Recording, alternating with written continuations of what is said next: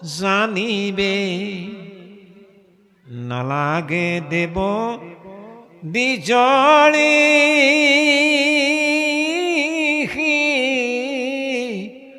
হুইবে নলাগে সম্ভৃত শাস্ত্ৰ বিস্তৰ জানিবে আৰে তপ জপ জগদান হবে বিৰম্বন কেৱলে ভক্তিতে তুষ্ট হন্ত নাৰায়ণ আমাৰ ঈশ্বৰজন নাৰায়ণ ভগৱান কৃষ্ণ তুষ্ট হ'বৰ কাৰণে বোলে আপুনি ব্ৰাহ্মণ সম্প্ৰদায়ত জন্ম হ'ব লাগিব দৰকাৰ নাই আপুনি ঋষি তত্ত্ব উপলব্ধ হ'ব লাগিব দৰকাৰ নাই মানে আপুনি বহুল শাস্ত্ৰ জানে নাজানে দৰকাৰ নাই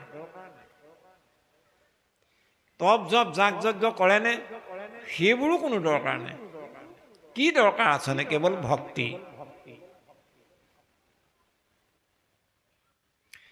প্ৰেম সে হৰি কা নাম বলো জয় জয় শ্ৰী রাম বলো प्रेम से हरि का नाम बोलो जय जय श्री राम बोलो क्या लेकर आया जग में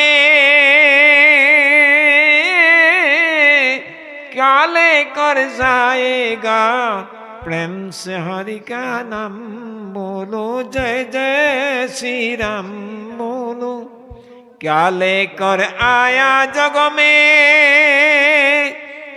क्या लेकर आया जग में क्या लेकर जाएगा क्या लेकर आया जग में क्या लेकर जाएगा प्रेम से हरि का नाम बोलो जय जय श्री राम बोलो मुट्ठी बन के आया जग में हाथ पछाड़े जाएगा मुट्ठी बंध के आया जग में हाथ पछाड़े जाएगा जय जय श्री राम बोलो आमी हेनो जिमान पड़ा जाए प्रेमेरे श्रद्धारे भक्तिरे यदि आमी भगवन्तक भजिब पारो गुरुक भजिब पारो देव नाम भगतक यदि शुश्रूषा करिब पारो भजिब पारो আপোনাৰ গৃহাগত অতিথিজনক আপুনি অতিথিজনেও নাযায় আপোনাৰ ঘৰৰ পৰা বহুত কিবা এটা মানে পাম বুলি আপোনাৰ ঘৰ গৃহাগত অতিথিজনক আপুনি প্ৰেমেৰে শ্ৰদ্ধাৰে আহাৰ মাত দিয়ক আপ্যায়ন কৰক অতিথি দেও হ'ব আপোনাৰ গৃহাগত এজন অতিথি মানে সাক্ষাৎ দেৱৰ মূৰ্তি গুৰুজন দেও হ'ব পিতৃ দেও হ'ব মাতৃ দেও হ'ব গুৰু মানে ভগৱন্তৰ ৰূপ জন্মদাত্ৰী জননী মানে ঈশ্বৰৰ ৰূপ জনক মানে পিতৃ মানে ঈশ্বৰৰ ৰূপ গতিকে আমাৰ যদি ব্যৱহাৰ আচাৰ ব্যৱহাৰ সৎ হয় সাত্বিক হয় তে ভগৱন্তই আমাৰ সাত্বিক মনটোতেই হেনো অতীব প্ৰসন্ন হয় আমি জন্ম হৈ আহোঁতে মোৰ ল'ৰাটোক মই লৈ আহিব পৰা নাই পত্নীগৰাকীক লৈ আহিব পৰা নাই মোকো পত্নীগৰাকীয়ে লৈ আহিব পৰা নাই জন্ম হৈ আহোঁতে আমাৰ মুঠি দুটা বান্ধ খাই আহিছিল আৰু যাবৰ সময়ত হাত পছাড়ে যায়গা আমাৰ মুঠিকেইটা মানে হাতৰ মুঠি খোল খাই যাব কি লৈ আহিছিলোঁ কি লৈ যাম একো লৈ অহা নাই, একো নিবও নোৱাৰোঁ। আমাৰ ভাগৱত গ্ৰন্থই কি বুলি কৈছে? ও ৰামে কেশৰে আখিছিলা যাইবা কেশৰে কৈত শুনি আছা ভাৰ্যা পুত্ৰে ৰক্ষা কৰে। আৰে মোৰ পত্নী, মোৰ ভাৰ্যা, মোৰ পুত্ৰ, মোৰ যে চাপমোহৰ মাৰি আছো, ইয়াৰ বাহিৰে আৰু যে আমি কাৰো কথা ভাবিবলৈ আমাৰ সময় নাই। গুৰুদেৱ নাম ভকতৰ সান্নিধ্যলৈ আমাৰ যাবৰ আহৰি নাই। কেৱল ল'ৰা ছোৱালী ঘৰ দুৱাৰ চিন্তাতে আমি দিনক ৰাতি কৰিছোঁ, ৰাতিক দিন কৰিছোঁ। আৰে এইবোৰ কি মই জন্ম হৈ আহোঁতে লগত লৈ আনিছিলোঁ নেকি? নে মই মৰিব সময়ত লৈ যাব পাৰিম নেকি? নাই, নোৱাৰোঁ। আহোঁতেও হেনো অকলশৰে আহিছিলোঁ, আৰু যাবৰ সময়তো হাত পছাৰে যায়গা। মৰাৰ পিছতো আমাক লগ নেৰা বস্তু এভাগহে আছে। ল'ৰাই এৰি দিব, পত্নীও এৰি দিব, পতিও পত্নীক এৰি দিব, ভায়েও ভাতৃক এৰি দিব, চবেই চবক এৰি দিব। মৰাৰ পাছতো লগ দিয়া বন্ধু এজন আছে, কিন্তু সেইজনক কিন্তু আমি খাটনি ধৰিব লাগিব। ও ৰাম পুত্ৰ ভাৰ্যা সবে এৰৈ মৃতক জনক, মৰিলেও পাৱে লাগ বান্ধৱ কৃষ্ণক। সমভাৱে জগতকে আশা বিয়াপি, ওহ ভজন এটা জনক মাত্ৰ ভজা হাত থাপি। মৰাৰ পিছতো আমাক লগে এনেই লগ দিব নেকি? নিদিয়ে। এটা কাম কৰিব লাগিব। কি? বহুত শাস্ত্ৰও জানিব দৰকাৰ নাই, বহুত আভিজাত্য বংশত জন্ম হ'বৰ দৰকাৰ নাই, তপ জপ যাগ যজ্ঞ কৰা অৰ্হতা থকা বিধৰো হ'ব দৰকাৰ নাই। যিমান গুণ বুজি পাইছোঁ, শ্ৰদ্ধাৰে ভক্তিৰে সৈতে যদি আমি ভগৱন্তক ভজিব পাৰোঁ, যদিও বা ঈশ্বৰ সবাৰ হৃদয়ে হৃদয়ে সমাভাৱে আছে, কিন্তু যিমান পৰিমাণে যিসকল লোকে ঈশ্বৰক ভজিব, সেইসকলকহে ঈশ্বৰেও ভজিব। আৰু মোৰেতো জীৱনত মোৰ বুলি ভাবি থকা চবেই মোক এৰি দিব। পুত্ৰ ভাৰ্যা সবে এৰৈ মৃতক জনক। কিমান সময়লৈকে পত্নীয়ে পতিক স্বামী বুলি ভাবি থাকিব? মৰা শেষ নিশ্বাস নোহোৱালৈকে। যাহাই মৰিল বুলি ঘোষণা হ'ল আৰু ও ৰাম চোতালতে থব দেহি ধূলিতে পেলাই, কাঠে বাঁহে জপতিয়াই দিব জুই জ্বলাই। কিমান সময়লৈকে সোণৰ পালেঙত শুৱাই থোৱাই শৰীৰটো? কিমান সময়লৈকে?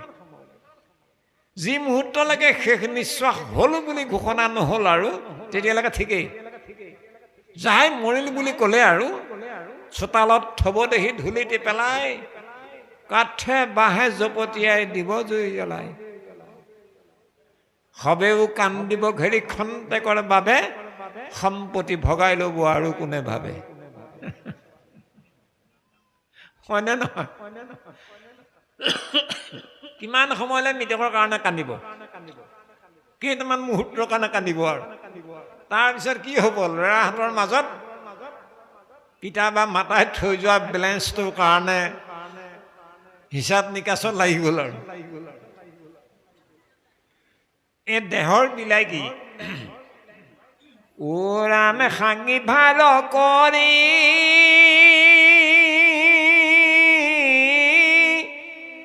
নিব কান্দি কান্দি, দেখিও দেহ বিলাই চকুৰ নিমিষে অগ্নি জ্বলি উঠি ই দেহ কৰিব চাই।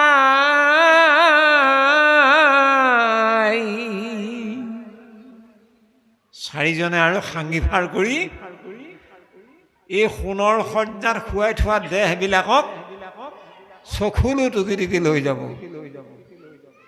চিতাত তুলি দি জ্বলাই দিব। আৰু চাই থাকোঁতে কেইটামান মুহূৰ্তৰ ভিতৰতে ইমান সুন্দৰ শৰীৰটো দপদপাই অগ্নি জ্বলি যেতিয়া উঠিব আৰু এমুঠিমান ছাই হৈ যাব। এই এমুঠিমান ছাই হ'ল এই শৰীৰটোৰ শেষৰ পৰিণাম। সেইকাৰণে ইন্দ্ৰদ্যুম্ন ৰজাই সমস্ত মানৱৰ কাৰণে এটা ভাল খবৰ দিছে। কি বুলি কৈছে? সুবৰ্ণৰ ৰথে যিটো হস্তি স্কন্ধে ফুৰয় ৰাজা বোলাই, সেইটো শৰীৰ কাল ব্যাঘ্ৰে পাইলে হুৱে বিস্থাপলো চাই। আমাৰ শৰীৰটো হেনো তিনিটা অৱস্থাই হয়গৈ। আৰু যিটো শৰীৰ সদা সৰ্বদাই আমি সোণৰ ৰথত বিৰাজমান হৈ আছোঁ, হস্তিৰ কন্ধত আমি ঘূৰি ফুৰিছোঁ, বাহবা লৈ ফুৰিছোঁ, মোৰ সমান নাই আৰু ময়ে আৰু হামৰাজ। এই শৰীৰটো, এই মইটো যি মুহূৰ্তত কাল ব্যাঘে ধৰিব, ধৰাৰ লগে লগে এই শৰীৰটো হয় বিষ্ঠা হ'ব, নহয় পলু হ'ব, নহয় ছাই হৈ যাব। এই দেহটোৰ সময় সিমানেই, পৰিণাম ইমান ভয়ানক। সেইকাৰণে আমি আত্মিক দৃষ্টিৰে সৈতে যাতে ঈশ্বৰ কৃষ্ণ ভগৱন্তক আমাৰ পৰম বান্ধৱ হিচাপে আমি গ্ৰহণ কৰিব পাৰোঁ।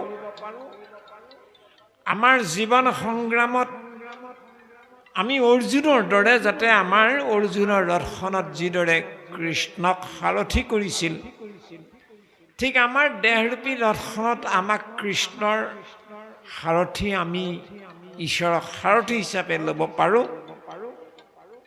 তাৰ কাৰণে আমি সদা সৰ্বদাই কিন্তু জাগ্ৰত হৈ থাকিব লাগিব, সাৰ পাই থাকিব লাগিব। আৰু ভগৱান কৃষ্ণক যদি আমি দেহৰূপী ৰথখনত সাৰথি হিচাপে বহুৱাব পাৰোঁ, তেতিয়াহ'লে আমাৰ মৰাৰ পিছতো মৰিলেও পাৱে লাগে বান্ধৱ কৃষ্ণক। বাকী আমাৰ যিমানবিলাক ইষ্ট মিত্ৰ চব আছে, এই চববোৰে আমাক এৰি দিব এটা সময়ত। যি সময়ত মৰিল বুলি ঘোষণা হ'ল সেই সময়ত এৰি দিব। তৎসত্বেও এৰি নিদিয়া বন্ধু এজনেই আছে, সেইজন হ'ল ভগৱান কৃষ্ণ।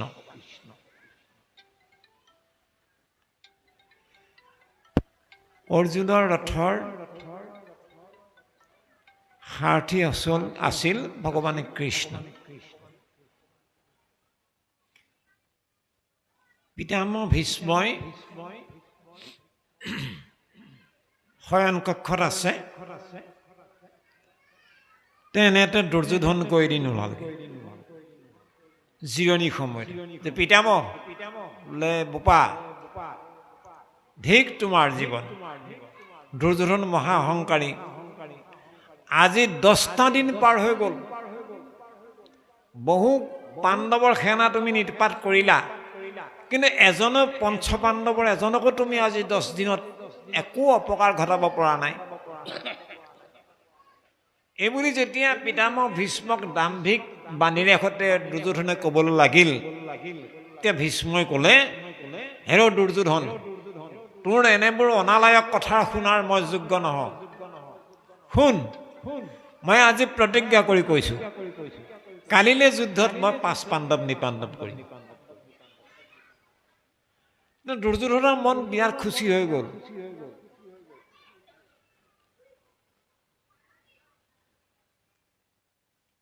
বাহ, কালিলে আৰু পিতামহ ভীষ্মৰ প্ৰতিজ্ঞা মানে অলৰ অচৰ, মানে কালিলে আৰু 5 পাণ্ডৱ মৰিব আৰু। পাণ্ডৱৰ শিবিৰত হাহাকাৰ লাগিল। যুধিষ্ঠিৰ, ভীম, নকুল, সহদেৱ, অৰ্জুন, এই পঞ্চ পাণ্ডৱৰ শিবিৰত একেবাৰে শোকৰ ছাঁ। কৌৰৱৰ শিবিৰত আনন্দৰ উলহ মালহ হৈ গ'ল আৰু পিতামহ ভীষ্মই কৈছে কালিলৈ যুদ্ধত পঞ্চ পাণ্ডৱক মাৰিবই মাৰিব আৰু দিগদাৰ নাই আৰু। তো ভগৱান কৃষ্ণই ভাবিলে অৰ্জুনে বাৰু কি কৰিছে, কি চিন্তা কৰিছে, যাওঁচোন। অৰ্জুনৰ শয়ন কক্ষত সোমালেহি। সোমাই মাত মাতিছে, সখা। নাই, অৰ্জুনে সাৰ পোৱা নাই। আৰে সখা নাই, অৰ্জুনে ক'ব নোৱাৰে। তেওঁ অৰ্জুনৰ শ্বাস নিশ্বাসৰ গমনাগমন লৈছে, নাকৰ শ্বাস নিশ্বাসৰ। অৰ্জুনৰ প্ৰত্যেকটো নাসাৰন্ধেদি বাজ ভিতৰৰ পৰা উশাহ নিশাহে যেন ক'ব লাগিছে, ৰাম কৃষ্ণ, ৰাম কৃষ্ণ। হাতৰ ঠাৰি নোমৰ গুৰিয়েদি গমনাগমন কৰা বায়ুৰ বুজ লৈছে, যেন প্ৰত্যেকডাল নোমৰ গুৰিয়েদি বাজ ভিতৰৰ পৰা মানে বায়ুৱে যেন ধ্বনিত কৰিছে, ৰাম কৃষ্ণ। তে মান মাতিলে, সখা। চকমক খাই উঠিল অৰ্জুন। কি হ'ল সখা? তুমিতো শুব পাৰিছা বোলে। অঁ, কেলে তুমি জিৰণি ল'ব লাগিছিল, তুমি কালিলৈ ৰাতিপুৱাইতো যুদ্ধত যাব লাগিব। মানিলো তোমাক। কি কি কৈছা মই বুজি পোৱা নাই। পিতামহ ভীষ্মই প্ৰতিজ্ঞা কৰিছে কাইলৈ পঞ্চ পাণ্ডৱ নিপাণ্ডৱ কৰিব, আৰু তুমি নাক বজাই শুই আছা। যুধিষ্ঠিৰ, দাদা যুধিষ্ঠিৰক আদি কৰি আটাইকেইজনে মানে চকুলো টুকি বহি আছে, নাখাই নবৈ তুমি একেবাৰে শুই আছা। অৰ্জুনে কি বুলি ক'লে মন কৰিব লাগে। अब संपुदिया जीवन का सब भारत तुम्हारे हाथों में। अब संपुदिया जीवन का सब प्यारा तुम्हारे हाथों में। हार तुम्हारे हाथों में और जीत तुम्हारे हाथों में। हार तुम्हारे हाथों में और जीत तुम्हारे हाथों में। अब सौंप दिया इस जीवन का सब भार तुम्हारे हाथों में। अरे सखा কৃষ্ণ, আরে মই ভয় খাবলগীয়া কি কথাটো আছে? মোৰ জীৱনৰ যথা সৰ্বস্ব, মোৰ ৰথখনৰ ঘোঁৰাকেইটাৰ লাগাম জৰি কিডাল যি মুহূৰ্তত মই তোমাৰ হাতত তুলি দিছিলোঁ, সেই মুহূৰ্ততে মোৰ দেহৰূপী ৰথখনৰ লাগাম জৰিডালো মই তোমাৰ হাতত তুলি দিলোঁ। এতিয়া মই আৰু হাৰা জিকাত নাই। হা, মোৰ হাৰা জিকা নায়েই। মই হাৰিলেও তোমাৰ হাতত, মই জিকিলেও তোমাৰ হাতত। মোৰ জীৱনৰ, মোৰ দেহৰ, মোৰ মনৰ, মোৰ ইন্দ্ৰিয়ৰ যথা সৰ্বস্ব মই অৰ্পণ কৰি দিয়া হ'ল। যি মুহূৰ্ততে ঘোঁৰাকেইটাৰ লাগাম জৰি তোমাৰ হাতত তুলি দিছিলোঁ, সেই মুহূৰ্ততে মোৰ মন নামৰ লাগাম জৰিডালো মই তোমাৰ হাতত তুলি দিলোঁ। এতিয়া হাৰিলেও তুমি হৰুৱাবা আৰু জিকালেও তুমিয়ে জিকাবা। মই ভাবিবলগীয়া একো চিন্তা কৰিবলগীয়া একো নাই। মই নুশুই কি কৰিম? গতিকে মই এতিয়া শুব লাগে। আৰু মোৰ আৰু তোমাৰ মাজত পাৰ্থক্য কি আছে? মুঝমে তুঝমে ভেদ यही, मुझमें तुझमें भेद यही। मैं न रहूं तो नारायण है। मुझमें तुझमें भेद यही, मैं न रहूं तो नारायण है। मैं संसार के हाथों में, संसार तुम्हारे हाथों में। अब सौंप दिया इस जीवन का सब भार तुम्हारे हाथों में। আৰে মোৰ আৰু তোমাৰ মাজত পাৰ্থক্য কি? মই নৰ, মই এজন নৰ হয়, আৰু তুমি নাৰায়ণ হয়। মই এজন গৃহস্থী মানুহ, মই সংসাৰী মানুহ। মই সংসাৰৰ হাতত আছোঁ, সংসাৰ ক'ত আছে? তোমাৰ হাতত। গতিকে সকলো ফালৰ পৰা দায়িত্ব মই তোমাক অৰ্পণ কৰিলোঁ, মোৰ এতিয়া ভাবিবলগীয়া একো নাই। এইটো হ'ল একশৰণৰ একাত্ম ভাৱনাৰ অৰ্জুনৰ যিটো নিদৰ্শন, আমি প্ৰত্যেকজন মহাপুৰুষীয়া বাপ আইৰ কাৰণে অতীৱ প্ৰয়োজন। আমি যিমানে পৰিমাণে একমনে একপ্ৰাণে নিষ্ঠাৰে বিশ্বাসেৰে আস্থাৰে আমি গুৰুদেৱ নাম ভকতৰ সান্নিধ্য ল'ব পাৰিম, ঈশ্বৰ কৃষ্ণ ভগৱন্তৰ দুখানি চৰণত শৰণ গ্ৰহণ কৰি শৰণ আমি ৰক্ষা কৰিব পাৰিম, সিমান পৰিমাণে অৰ্জুনৰ জয়েই আমাৰো সংসাৰ সংগ্ৰামত প্ৰত্যেকজনৰ জয় নিশ্চিত হ'বই হ'ব। প্ৰভু সমস্ত আই মাতৃবৃন্দ,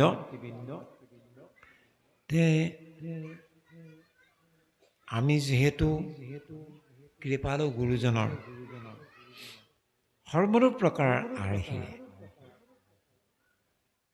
আমাৰ জীৱন নৌকা আমি চলাবই লাগিব। কৃপালু গুৰুজনৰ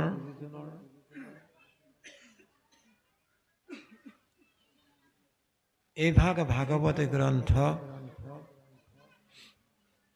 যদি কৃপালু গুৰুজনৰ কৃপা নহ'লহেঁতেন আমি হয়তো নাপালোহেঁতেন। এইভাগ নামগৃহ, এইভাগ মণিকূট, এই গছা বন্তি, এই শৰাই শলিতা, পোচাক পৰিচ্ছদ, মাত কথা ভাৱ ভাষা গীত মাত সৰ্বতো প্ৰকাৰে আমাক কৃপালু গুৰুজনে কৃপা নকৰা হ'লে আমি হয়তো এটা চহকী বিশ্ব দৰবাৰত মানৱসকলৰ ভিতৰত আমি অসমীয়া জাতিটো এটা চহকী জাতি হিচাপে আমি পৰিচয় দিব নোৱাৰিলোহেঁতেন। কৃপালু গুৰুজনৰ এভাগ মহান কৃপা ভাগৱত গ্ৰন্থ,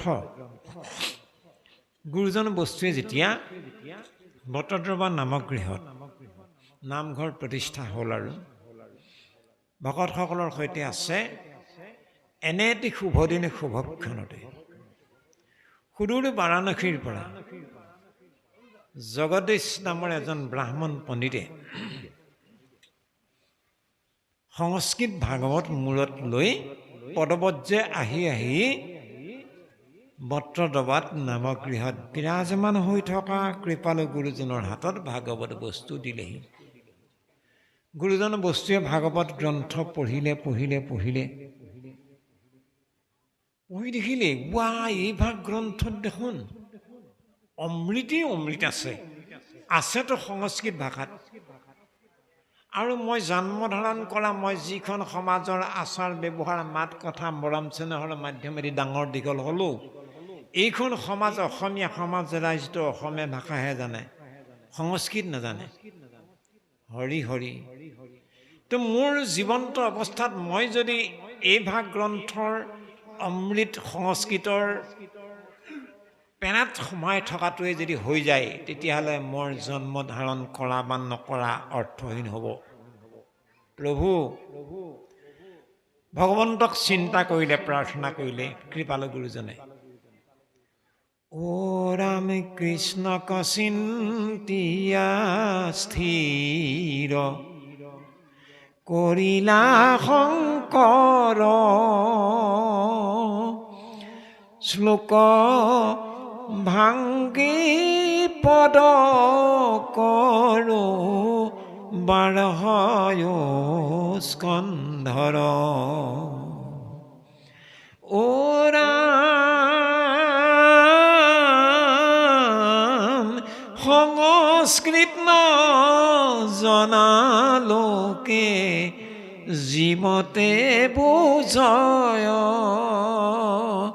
শ্লোক ভাংগী পদ বন্ধে ইমতে ৰচয়।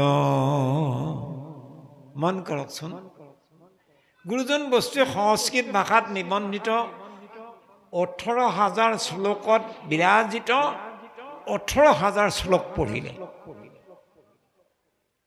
পঢ়ি দেখিলে, বাপ ৰে বাপ, এই ভাগ গ্ৰন্থত কেৱল বৈকুণ্ঠৰ অমৃতেই অমৃত মানে নিহিত হৈ আছে। আছেতো সংস্কৃত ভাষাত। আৰু মই জন্ম ধাৰণ কৰা সমাজখন অকলা অজুৱালা হালোৱা সজোৱা কণা কজোৱা নিৰক্ষৰ, শতকৰা 95 নিৰক্ষৰ। সেইখিনি সময়ত অসমবাসী ৰাইজ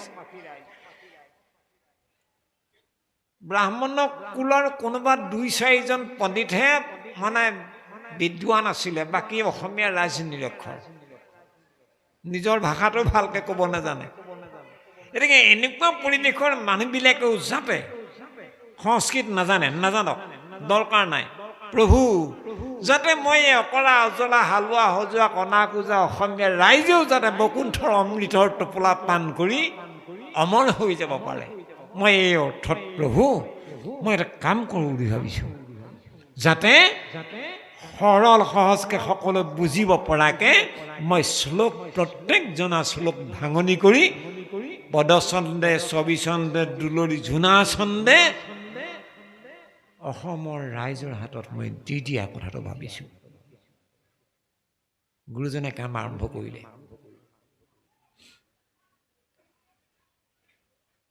গুৰুজন বস্তুৱে সেই ভাইলি কৃপা নকৰা হ'লে আজি হয়তো আমি এনেধৰণে আমাৰ ভাষাত আমি এই ভাগ গ্ৰন্থৰ অমৃত পান কৰাৰ সৌভাগ্যৰ পৰা বঞ্চিত হৈ থাকিব লাগিলহেঁতেন।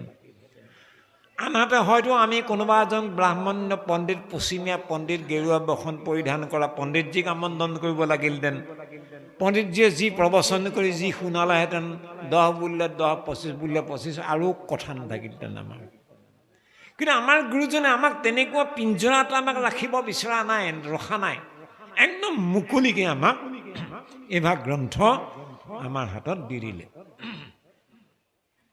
আমাৰ অধিকাৰ আছে চোৱাৰ, আমি পঢ়াৰ অধিকাৰ আছে, আমি শুনাৰ অধিকাৰ আছে। কৃপালু গুৰুজনে আমাক সম্পত্তি দি থৈ গৈছে, আমি পঢ়িব লাগিব।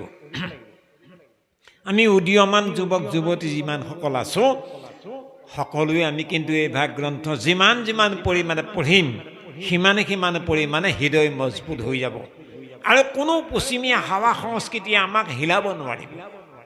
আমি কিন্তু পঢ়িব লাগিবই, আমি মজবুত হ'ব লাগিবই। আমাৰ অসমৰ এজন ল'ৰা যোৱাকৈ ছোৱালী যদি বাহিৰত গ'ল, যদি বাহিৰৰ কোনোবা শ্ৰদ্ধালু এজন ব্যক্তিয়ে সুধিলে ভাই সাহেব কাহা সে আয়া है, আমাৰ অসমৰ ল'ৰাই ক'ব হাম আসাম সে আয়া। हाँ शंकरदेव महाराज कहाँ, कुछ बताइए ना शंकरदेव महाराज के। আমাৰ গুৰুজনৰ বিষয়ে যদি অৱদানৰ বিষয়ে কিবা জানিব বিচাৰিলে আমাৰ ল'ৰাই ক'ব हमारा शंकरदेव एक महापुरुष थे, हाँ और कुछ बताइए ना। আৰু 2-এটা শব্দ ক'ব, আৰু বেছিকৈ ক'ব নোৱাৰে সাৱলীল ভাৱে। কেলে? আমাৰ অধ্যয়ন নাই, আমি চহকী নহয়, আমি মজবুত হ'ব পৰা নাই। অন্য আপুনি ইছলাম ধৰ্ম এটা ল'ৰা সোধক, বৌদ্ধিক ধৰ্ম এটা ল'ৰা সোধক, খ্ৰীষ্টিয়ান ধৰ্ম এটা ল'ৰা সোধক, একদম সাৱলীলভাৱে কৈ দিব। ইমান এজন মহান গুৰু আমি পোৱা স্বত্তেও গুৰুজনক আমি বাহিৰলৈ উলিয়াই নিয়াৰ শক্তি আমাৰ নাই। গুৰু আদৰ্শক আমি বাহিৰলৈ নিব পৰা নাই আজিও সঠিক ৰূপত। চেষ্টা কৰি থকা হৈছে, কৰিছে ভাল কামেই, কিন্তু যিমান দিনৰ আগতেই আমি আগবঢ়াব লাগিছিল পৰা নগ'ল। কেলে? আমি নিজে অধ্যয়ন নকৰোঁ, নিজে নপঢ়োঁ। তে গুৰুজনে যেতিয়া নেকি এইভাগ গ্ৰন্থ পঢ়িলে আমাক আৰু এভাগ সুন্দৰ কৃপা কৰি দিলে। ৰাম ভাগৱত শাস্ত্ৰ পঢ়ি, গুৰুজনে ভাগৱত শাস্ত্ৰ পঢ়িলে নহয়, ভাগৱত শাস্ত্ৰ পঢ়ি গুৰুজনে এভাগে সাৰ তত্ত্ব পালে। কি পালে? ভাগৱত শাস্ত্ৰ পঢ়ি পাইলা এই সাৰ, কলি যোগে হৰি নাম বিনে নাহি আৰ। এৰাম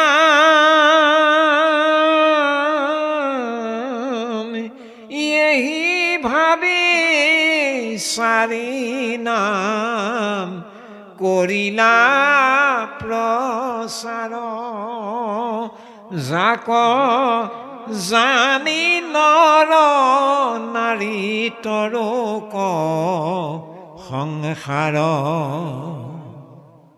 মন কৰকচোন, গুৰুজন বস্তুৱে ভাগৱত শাস্ত্ৰ পঢ়িলে এভাগেই সাৰ তত্ত্ব উদ্ধাৰ কৰিলে। পাই না সি সাৰ কি? হৰি হৰি কলিযুগত হৰি নামৰ বাহিৰে বোলে বিনে নাই আৰ। হৰি নামৰ বাহিৰে তপ জপ যাগ যজ্ঞ শ্ৰাদ্ধ পিণ্ড প্ৰায়শ্চিত দান দক্ষিণা তীৰ্থ ভ্ৰমণ কোনো উপায় অৱলম্বন কৰি কলিযুগৰ নৰই সংসাৰ তৰিব নোৱাৰিব। কেৱল এটাহে ৰাস্তা আছে, সেইটো কি? হৰি নাম, ৰাম নাম, কৃষ্ণ নাম, ভকতৰ সং, গুৰুদেৱ নাম, ভকতৰ সান্নিধ্য। ইয়াৰ বাহিৰে আৰু কোনো ৰাস্তা নাই। আৰে কলিযুগৰ অল্পমতি অল্পায়ু মানুহ হোৱা স্বত্তেও,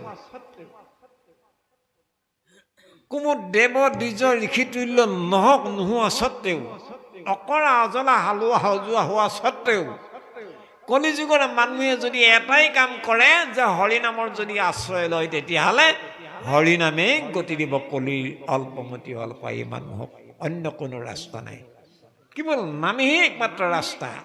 কোনে কৈছে? এইভাগ গ্ৰন্থই কৈছে। এইভাগ গ্ৰন্থৰ আৰম্ভণিৰ পৰা শেষলৈকে